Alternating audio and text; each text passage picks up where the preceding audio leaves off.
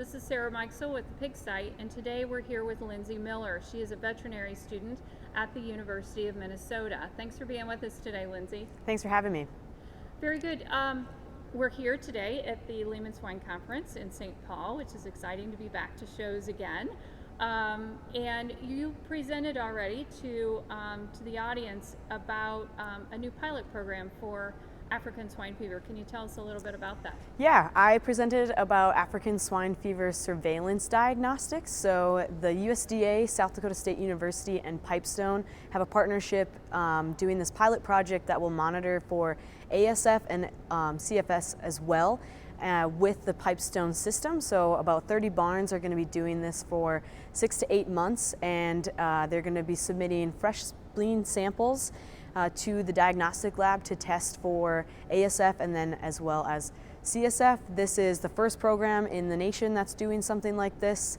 Some things that go with the program are 5 pigs for each month that they are enrolled for, and they base those off of clinical signs that are present with African swine fever. So some of those signs would be fever, abortions, CNS signs. Hemorrhage is a really big one because ASF targets the hematopoietic system. And let's see, what else was there?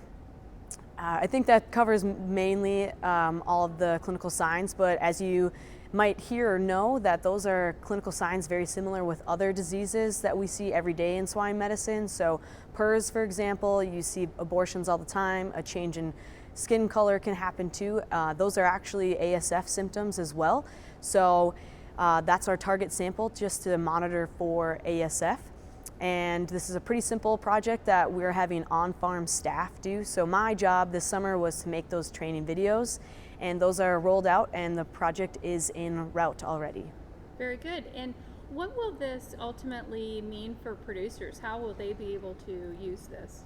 Yeah, after the 6 to 8 months, the USDA will reevaluate the pilot program, make any changes if needed, and then the USDA may implement this across the nation, and it will just mean that farmers will have to submit surveillance samples just like my program was, and it'll just hopefully detect ASF if we ever have it super early, so we can control and eliminate that from the United States. Because that is the key, right? I mean, finding it fast and containing it will be a key element to that, I would think.